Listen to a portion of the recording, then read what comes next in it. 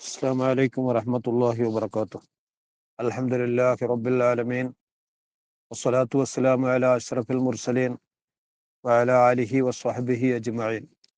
അർഹമുറാഹിമായ അള്ളാഹു നമ്മുടെ മദീന പള്ളിയിലുള്ള ഇരുന്നു കൊണ്ടുള്ള ഈ ദർസ് ജീവിതത്തിലെ മഹത്തായ ഒരു അനുഗ്രഹമായി, ജീവിതത്തിലെ മഹത്തായ ഒരു അമലായി സ്വീകരിക്കുകയും ഘനപ്പെട്ട പ്രതിഫലം നൽകുകയും ചെയ്യട്ടെ. ഇതിൻ്റെ ഗുണം എല്ലാവർക്കും അള്ളാഹു നൽകുമാറാവട്ടെ. പറഞ്ഞു വന്നത്, മരണാസന്നനായ മനുഷ്യൻ വസിയ്യത്ത് ചെയ്യുക എന്നൊരു നിയമം, അത് സ്വത്തോഹരിയുടെ നിയമം വരുന്നതിൻ്റെ മുമ്പായിരുന്നു. എന്നാലും അങ്ങനെ ഒരു നിയമം ഉണ്ടായിരുന്നു. ഇപ്പോഴും വസിയ്യത്തുണ്ട്. അത് അവകാശികൾക്കല്ല, അല്ലാത്തവർക്ക് വേണ്ടിയിട്ട് വസിയ്യത്ത് ചെയ്യുന്നതിന് നിയമമുണ്ട്. അങ്ങനെ വസിയ്യത്ത് ചെയ്യുമ്പോൾ അയാള് ഒരു നീതിയോടുകൂടെയുള്ള വസിയ്യത്താവണം ചെയ്യുന്നത്. അതാണ് ഇനി പറയാനുള്ളത്. അഊദു ബില്ലാഹി മിനശ് ശൈത്വാനിർ റജീം. ബിസ്മില്ലാഹിർ റഹ്മാനിർ റഹീം. ഫമൻ ഖാഫ മിൻ മൂസിൻ ജനഫൻ ഔ ഇസ്മൻ ഫഅസ്ലഹ ബൈനഹും ഫലാ ഇസ്മ അലൈഹി ഇന്നല്ലാഹ ഗഫൂറുർ റഹീം. ഫമൻ ഖാഫ, ഒരാള് ഭയപ്പെട്ടു, മിൻ മൂസിനെ, വസിയ്യത്ത് ചെയ്യുന്ന ആളെ സംബന്ധിച്ച് ഒരു ഭയപ്പാട്. എന്താ? ജനഫൻ, അയാൾ ചെയ്യുന്നത് ഒരു അനീതിയാകുന്നു. യഥാർത്ഥത്തെ തൊട്ട് തെറ്റിക്കൊണ്ടുള്ള ഒരു വസിയ്യത്താണ് ചെയ്യുന്നത്. അത് മനഃപൂർവമല്ല, അയാൾക്ക് പറ്റിയ എന്തോ ഒരു അമളിയാണ് അതിന് കാരണം. അങ്ങനെ ഔ ഇസ്മൻ, അല്ലെങ്കിൽ ഒരു കുറ്റകരമായ കാര്യം തന്നെയാണ്, കരുതി കൂട്ടിയിട്ടാണ് ഈ പക്ഷപാതം കാണിക്കുന്നത്. അർഹതയില്ലാത്തവന് കൊടുക്കുകയും അർഹതയുള്ളവനെ തടഞ്ഞു നിർത്തുകയും ചെയ്യുന്നു. ഇങ്ങനെ ഒരു സത്യത്തെയും വിട്ടുള്ള ഒരു ചായ്വ് ഈ വസിയ്യത്ത് കേൾക്കുന്നവൻ ഭയപ്പെട്ടു. ആരിൽ നിന്ന്? വസിയ്യത്ത് ചെയ്യുന്നവരിൽ നിന്ന്. അപ്പൊ അസ്ലഹ, ഇവൻ അത് തിരുത്തി, ബൈനഹും, അവർക്കിടയിൽ. അങ്ങനെയല്ല വേണ്ടത്, അത് ഇങ്ങനെയാണ് വേണ്ടത് എന്ന് ഇവന്റെ അറിവനുസരിച്ച് ഒരു നസീഹത്ത്, നന്മ പറഞ്ഞു കൊടുത്തു. എന്നാൽ ഫലാ ഇസ്മ അലൈഹി, അതിൽ യാതൊരുവിധ കുഴപ്പവുമില്ല. കാരണം ഇവന് പറഞ്ഞു കൊടുക്കേണ്ടതാണ് പറഞ്ഞു കൊടുക്കുന്നത്. ഇവൻ ചെയ്യേണ്ടുന്ന ഒരു കർത്തവ്യമാണ് അപ്പോൾ അവൻ നിർവഹിക്കുന്നത്. അതിൽ കുറ്റമില്ലെന്ന് മാത്രമല്ല, അത് ഗുണകരമാകുന്നു. ഇന്നല്ലാഹ, തീർച്ചയായും അല്ലാഹു തആല ഗഫൂറുൻ, വളരെയേറെ പൊറുക്കുന്നവനാകുന്നു, റഹീമുൻ, അവൻ കരുണ ചെയ്യുന്നവനുമാകുന്നു. ആർക്കാണ് ഈ പറഞ്ഞത്? അത് ഈ വസിയ്യത്ത് ചെയ്യുന്ന ആൾക്ക് ഇപ്പോൾ ഒരു തെറ്റ് അയാളിൽ നിന്ന് സംഭവിച്ചിട്ടുണ്ട്. ആ സംഭവിച്ചത് ഈ കേട്ടവൻ തിരുത്തി കൊടുത്തപ്പോൾ അയാൾ അതിൽ നിന്ന് പിന്മാറുകയും ചെയ്തു. അപ്പൊ ആ വന്ന തെറ്റിനെ അല്ലാഹു തആല പുറത്തു കൊടുക്കും. അള്ളാഹു പുറത്തു കൊടുത്താലോ, റഹീമുൻ, അവൻ പരലോകത്ത് കരുണ ചെയ്യുന്നവനാകുന്നു. ഇനി മറ്റൊരു നിയമം. യാ അയ്യുഹല്ലദീന ആമനൂ കുത്തിബ അലൈക്കുമുസ് സിയാമു കമാ കുത്തിബ അലല്ലദീന മിൻ ഖബ്ലിക്കും ലഅല്ലക്കും തത്തഖൂൻ. യാ അയ്യുഹല്ലദീന ആമനു, ഓ സത്യവിശ്വാസികളെ, കുത്തിബ അലൈക്കും, നിങ്ങളുടെ മേൽ നിയമമാക്കപ്പെട്ടിരിക്കുന്നു, അസ്സിയാമു, നോമ്പിനെ, കമാ കുത്തിബ അലല്ലദീന മിൻ ഖബ്ലിക്കും, നിങ്ങളുടെ മുൻഗാമികളുടെ മേൽ നോമ്പിനെ നിയമമാക്കപ്പെട്ടതുപോലെ. എന്തിനാണ് ഈ നോമ്പെന്ന് അറിയാമോ? ലഅല്ലക്കും തത്തഖൂന, നിങ്ങൾ സൂക്ഷ്മതയുള്ള ജീവിതക്കാരാകാൻ വേണ്ടി. വിശ്വസിക്കേണ്ട കാര്യങ്ങളിലൊക്കെ വിശ്വസിച്ചിരിക്കണം. അതിന് ശേഷമേ അമലുകൾ സ്വീകാര്യമാവുകയുള്ളൂ. അള്ളാഹുവിനെയും അവന്റെ റസൂലിനെയും അതുപോലെ തന്നെ മലക്കുകളെയും കിതാബുകളെയൊക്കെ നേരത്തെ പറഞ്ഞിട്ടുണ്ട്. അതൊക്കെ വിശ്വസിച്ച ആളുകളോടാണ് പറയുന്നത്. അങ്ങനെയുള്ളവരുടെ ഇബാദത്തായിട്ട് ഗണിക്കപ്പെടുകയുള്ളൂ. അങ്ങനെയുള്ള വിശ്വാസികളെ, നിങ്ങളുടെ മേൽ നോമ്പെന്ന് പറയപ്പെടുന്ന മഹത്തരമായ ഒരു അമലിനെ ഫർളാക്കപ്പെട്ടിരിക്കുന്നു. ഇത് നിങ്ങളുടെ മേൽ മാത്രമല്ല, നിങ്ങളുടെ മുമ്പ് കഴിഞ്ഞ ഉമ്മത്തുകളുടെ മേലും നോമ്പുണ്ടായിരുന്നു. ഈ പറയപ്പെട്ട രൂപത്തിൽ ഈ ചിട്ട അനുസരിച്ചായിരുന്നില്ലെങ്കിൽ നോമ്പ് അവർക്കുണ്ടായിരുന്നു. എന്തിനാണ് ഈ നോമ്പിനെ നിർബന്ധമാക്കപ്പെട്ടത്? ലഅല്ലക്കും തത്തഖൂന, നിങ്ങൾ ജീവിത വിശുദ്ധിയുള്ളവരായി തീരണം, സൂക്ഷ്മതയുള്ളവരായി തീരണം, അള്ളാഹുവിനെ സൂക്ഷിക്കുന്നവരാകാൻ വേണ്ടിയിട്ടാണ്. വിശപ്പ് അനുഭവപ്പെടുമ്പോൾ അവൻ അനുസരണമുള്ളവനായി തീരും. വിശപ്പില്ലാതെ ഭക്ഷണം യഥേഷ്ടം ലഭിക്കുന്നവൻ ചിലപ്പോൾ അനുസരണക്കുറവുള്ളവനായിത്തീരും. അപ്പൊ അത് പഠിപ്പിക്കാൻ വേണ്ടിയിട്ടും ഇവനെ പാകപ്പെടുത്താൻ വേണ്ടിയിട്ടുമാണ് ഈ നോമ്പിനെ അള്ളാഹു നിയമമാക്കിയിട്ടുള്ളത്. എത്ര ദിവസമാണ് നോമ്പ് നോൽക്കേണ്ടത് അതിനെപ്പറ്റി അയ്യാമം മഅദൂദാത്ത് ഫമൻ കാന മിൻകും മരീളൻ ഔ അലാ സഫരിൻ ഫഇദ്ദത്തും മിൻ അയ്യാമിൻ ഉഖർ وعلى الذين يطيقونه فدية طعام مسكين فمن تطوع خيرا فهو خير له وأن تصوموا خير لكم إن كنتم تعلمون. അയ്യാമം മഅദൂദാത്തിൻ എണ്ണപ്പെടാൻ പറ്റുന്ന ദിവസങ്ങളാണ് നോമ്പ് അനുഷ്ഠിക്കേണ്ടത്. വെറും 30 ദിവസം. 12 മാസമുള്ളതിൽ ഒരു മാസം മാത്രം നോമ്പിന് നീക്കി വെക്കണം. 360 ദിവസങ്ങളുള്ളതിൽ വെറും 30 ദിവസം മാത്രം, അത് മഅദൂദാത്ത് ദിവസമാണ്, എണ്ണപ്പെടാൻ പറ്റുന്നതായ ദിവസമാകും. ചുരുക്കം ദിവസങ്ങൾ നടത്തും. ഫമൻഖാനമീക്കും, അത് തന്നെ നിയമമൊക്കെ ഒത്തവനെ നോമ്പ് അനുഷ്ഠിക്കേണ്ടതുള്ളൂ. ഫമൻഖാനമീക്കും, നിങ്ങളിൽ നിന്നുള്ള ഒരുത്തൻ മരീലൻ രോഗിയായി തീർന്നാൽ, നോമ്പിന് തടസ്സം വരുന്നതായ രോഗമാണ് അവനുള്ളത്. ഔ അലാ സഫരിൻ, അല്ലെങ്കിൽ അവൻ യാത്രയുടെ മേലാകുന്നു, യാത്രക്കാരനാണ്. യാത്രക്കാരന് പലപ്പോഴും നോമ്പനുഷ്ഠിച്ചാൽ യാത്രക്ക് ബുദ്ധിമുട്ട് വരും. യാത്രയാണെങ്കിലോ ചെയ്യാതെ പറ്റില്ല. ഇങ്ങനെയുള്ള യാത്രക്കാരനാവുകയോ ചെയ്താൽ ഫഇദ്ദത്തുൻ മിൻ അയ്യാമിൻ ഉഖറ, മറ്റു ദിവസങ്ങളിൽ നിന്ന് ഇതിന്റെ എണ്ണം പരിപൂർണമാക്കണം എന്നേ ഉള്ളൂ. എന്ന് വെച്ചാൽ നോമ്പ് അവൻ ഒഴിവാക്കാം. ആ നോമ്പിനെ പിന്നീട് ഖളാ വീട്ടിയാൽ മതി. അത് മാത്രമല്ല, നോമ്പിനെ അവൻ ഒഴിവാക്കിയത് കാരണത്തോടു കൂടെയാണ്. രോഗിയായതിന്റെ പേരിലാണ്, അല്ലെങ്കിൽ യാത്രക്കാരനായതിന്റെ പേരിലാണ്. ഇതൊക്കെ അംഗീകൃത കാരണങ്ങളാണ്. കാരണത്തോടു കൂടെ ഒഴിവാക്കിയവന് ആ നോമ്പിനെ ഉടനെ വീട്ടേണ്ടതുമില്ല. സൗകര്യപ്രകാരം വീട്ടിയാൽ മതി. അടുത്ത കൊല്ലത്തിന്റെ ഉള്ളിൽ എപ്പോഴെങ്കിലും ആയിട്ട് വീട്ടിയാൽ മതി. ഇത്രയും സൗകര്യം അള്ളാഹു ഈ വിഷയത്തിൽ ചെയ്തു തന്നിട്ടുണ്ട്.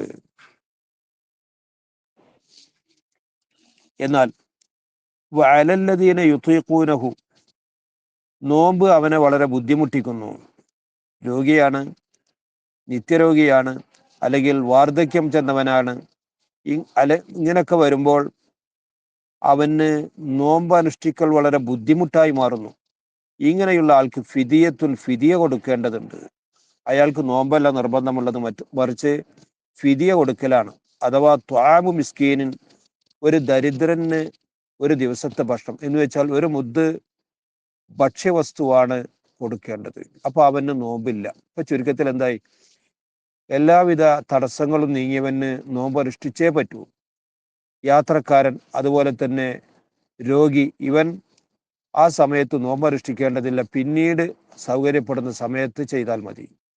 നിത്യരോഗിയാണ്, അല്ലെങ്കിൽ വാർദ്ധക്യം ചെന്നവനാണ്, അവന് ആ അസുഖം മാറുമെന്ന് പ്രതീക്ഷയില്ല, ഈ അവസ്ഥയിൽ നിന്ന് മാറ്റം വരുമെന്ന് ഒരു കാഴ്ചപ്പാടില്ല. അങ്ങനെയുള്ളവനാണെങ്കിൽ അവൻ നോമ്പ് അനുഷ്ഠിക്കേണ്ടതേ ഇല്ല. മറിച്ച് അവൻ ഓരോ ദിവസത്തിനും ഓരോ മുദ്ദ് ഭക്ഷണം പാവപ്പെട്ട അഗതികൾക്ക് കൊടുക്കേണ്ടതുണ്ട്. ഇങ്ങനെയാണ്, ഇത്രയും സൗകര്യം ഈ വിഷയത്തിലുണ്ട്.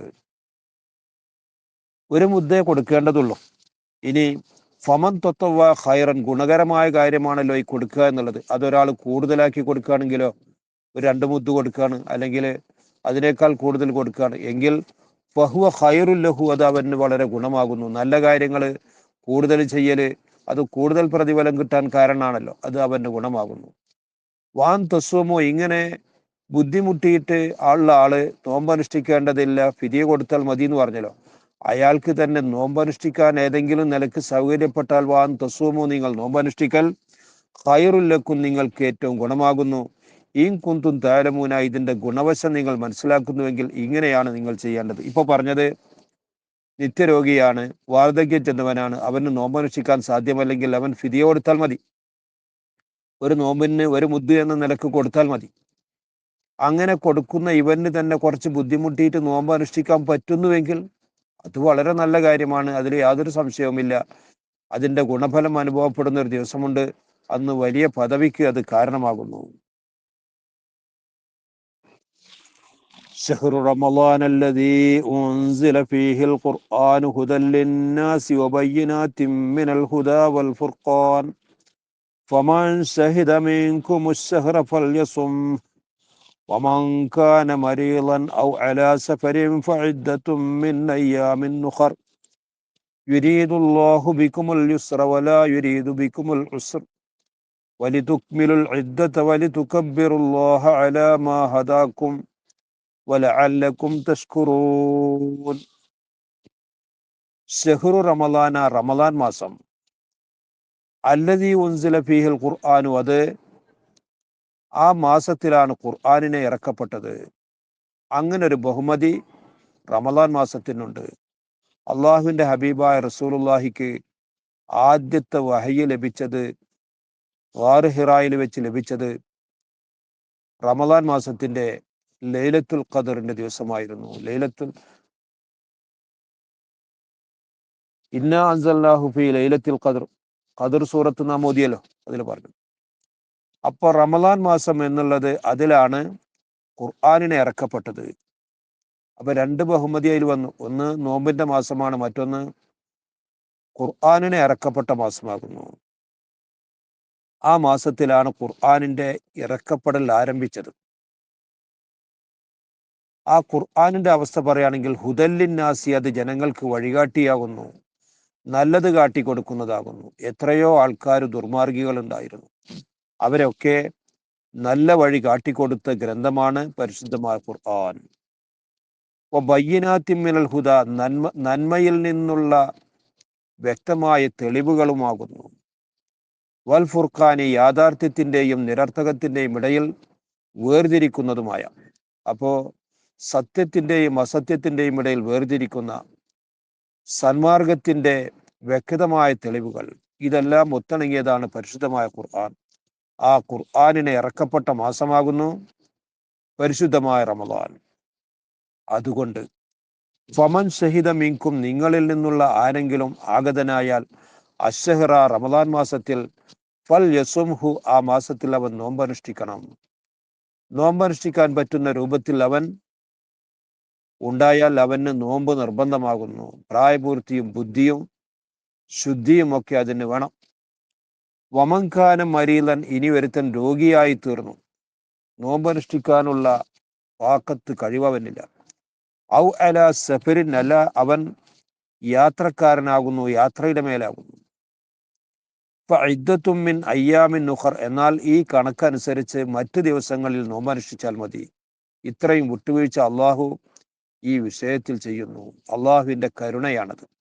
അതാണ് പറയുന്നത്, യുരീദുല്ലാഹു ബിക്കും, അള്ളാഹു നിങ്ങളെ കൊണ്ട് അൽ യുസ്ര, എളുപ്പത്തെയാണ് ഉദ്ദേശിക്കുന്നത്. അല്ലെങ്കിൽ ഇങ്ങനെയല്ലല്ലോ, കടുകടുത്ത നിലക്ക് അള്ളാഹു എന്തു വന്നാലും നോമ്പനുഷ്ഠിക്കണം എന്ന നിർബന്ധം തന്നെ വെക്കുമല്ലോ.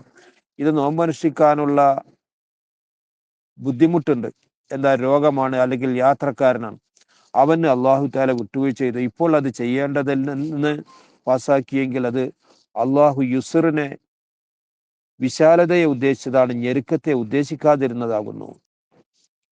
യുരീദുല്ലാഹു ബിക്കും, അള്ളാഹു നിങ്ങളെ കൊണ്ട് അൽ യുസ്ര, എളുപ്പത്തെ ഉദ്ദേശിക്കുന്നു.